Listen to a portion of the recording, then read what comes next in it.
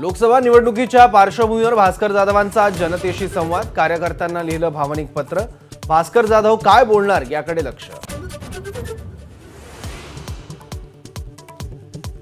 केंद्रीय मंत्री नारायण राणेंची मुंबईत उदय सामंतांसोबत महत्त्वाची बैठक, रत्नागिरी सिंधुदुर्ग लोकसभेच्या जागेसंदर्भात चर्चा झाल्याची माहिती। उपमुख्यमंत्री अजित पवार आणि खासदार सुप्रिया सुळे आज एकाच मंचावर, माळवाडीतील एका कार्यक्रमाला उपमुख्यमंत्री देवेंद्र फडणवीसांची उपस्थिती। भाजपच्या लोकसभा उमेदवारांची आज दुसरी यादी जाहीर होण्याची शक्यता, संध्याकाळी भाजपच्या केंद्रीय निवडणूक समितीची बैठक।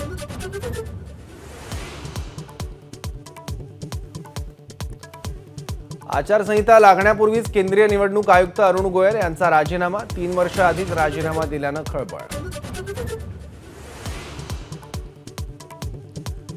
आचारसंहिता लागण्यापूर्वी राज्य सरकारकडून जीआरचा धडाका, 2 दिवसात तब्बल 269 शासन निर्णय।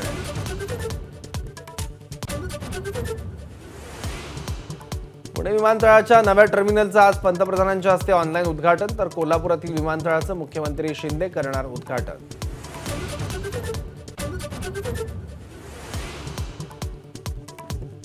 मुंबईच्या कोस्टल रोडला छत्रपती संभाजी महाराज कोस्टल रोड असं नाव निश्चित, तर उद्या होणार कोस्टल रोडचं उद्घाटन।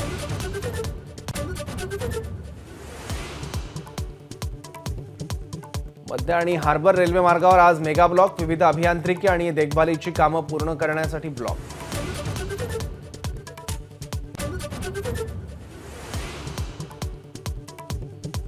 महाशिवरात्रीच्या दिवशी शिंगाड्याच्या पिठातून भाविकांना विषबाधा, नागपूरच्या हिंगणा भागातली घटना।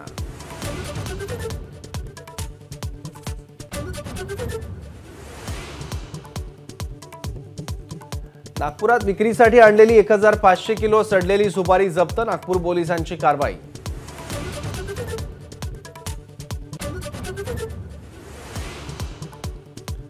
कर्नाटकात पिण्यायोग्य पाण्यानं कार धुतल्यास 5000 रुपयांचा दंड, पाणी टंचाईमुळे कर्नाटक सरकारचा निर्णय।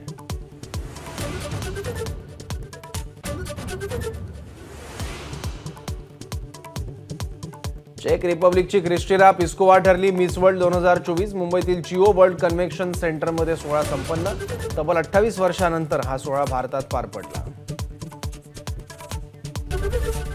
एबीपी माझा, उघडा डोळे बघा नीट।